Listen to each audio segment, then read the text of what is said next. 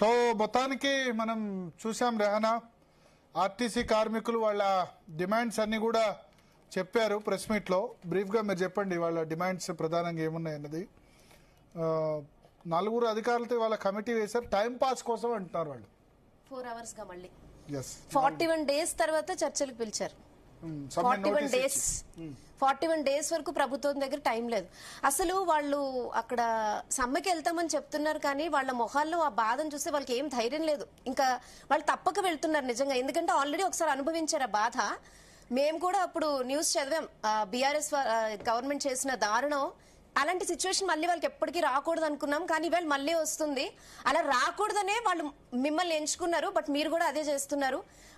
వాళ్ళకి ఆ డ్యూటీనే లైఫ్, డ్యూటీనే ప్రాణం. డ్యూటీకి వెళ్ళకపోతే వాళ్ళకి ఏం తోచదు. అసలు చాలా దారుణమైన ఆప్షన్ వాళ్ళకి సమ్మెకి వెళ్ళడం అనేది. వాళ్ళకి డ్యూటీ లేకపోతే అసలు లైఫే లేదు. మా ఫ్యామిలీలో కూడా ఉన్నారు ఆర్టీసీలో, ఆయన ఎంత బాధపడ్డారో లాస్ట్ టైం సమ్మెలో నేను ప్రాక్టికల్ గా చూసా.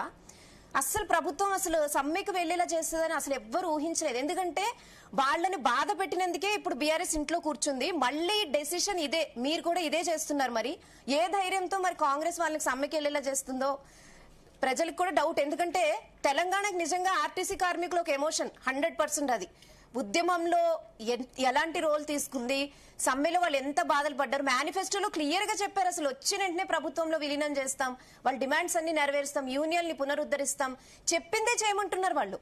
వాళ్ళు ఏమీ గొంతెమ్మ కోరికలు కోరట్లేదు. రేపటి నుంచి వాళ్ళు ఎంత సఫర్ అవుతారో వాళ్ళకన్నా కామన్ పీపుల్ ఎక్కువ సఫర్ అవుతారు రోడ్ల మీద. అసలు గమ్యస్థానాలకి ఎలా వెళ్ళాలి ఇప్పటి నుంచే అసలు వణుకొస్తుందేమో నిజంగా. నెలకి 10,000 జీతం తీసుకునే వాళ్ళకి రేపటి నుంచి టికెట్ కష్టాలు, అసలు బస్సు దొరుకుతుందో లేదో తెలియదు, టైంకి ఆఫీస్కి వెళ్ళగలరో లేదో తెలియదు. ఇంకా 3 hours టైం ఉందంటే వాళ్ళు చెప్తున్నారు కదా, ఇంకా 3 hours లో కూడా ఇంకా ఏదైనా చేస్తుందేమో అని చాలా ఆశతో ఉన్నారు ఆర్టీసీ కార్మికులు. డెఫినెట్ గా మేము కూడా అదే అవ్వాలని కోరుకుంటున్నాం. ఈ సమ్మె మాత్రం జరగకూడదని ప్రతి ఒక్కరు కోరుకుంటున్నారు.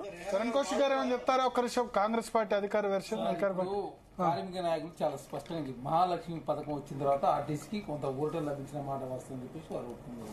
7,803 కోట్ల రూపాయలు కేటాయి, 10,000 కోట్లలో 7,800 కోట్ల రూపాయలు.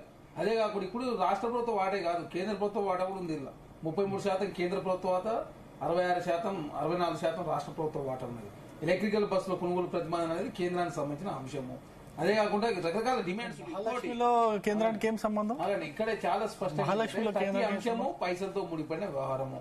అదే కాకుండా ఇప్పుడు రీసెంట్ గా విద్యుత్ సంస్థలకు సంబంధించిన వాళ్ళకి ఇవ్వాల్సిన వాళ్ళకి ఇవ్వకుండా పైసలతో ముడిపడి గత ప్రభుత్వం పెట్టిన ఎన్ని బకాయిలు మేడం, అదే కదా సమస్య. విలీనం చేస్తారనే కదా గత ప్రభుత్వంలో చాలా బకాయి 2015 4 hours మీటింగ్ ఎందుకు 32 డిమాండ్స్ లో ఒక్కటి కూడా నెరవేర్చలేదు. జేఏసీ లీడర్స్ దగ్గరికి వెళ్దాం. జేఏసీ లీడర్స్ అక్కడ మనతో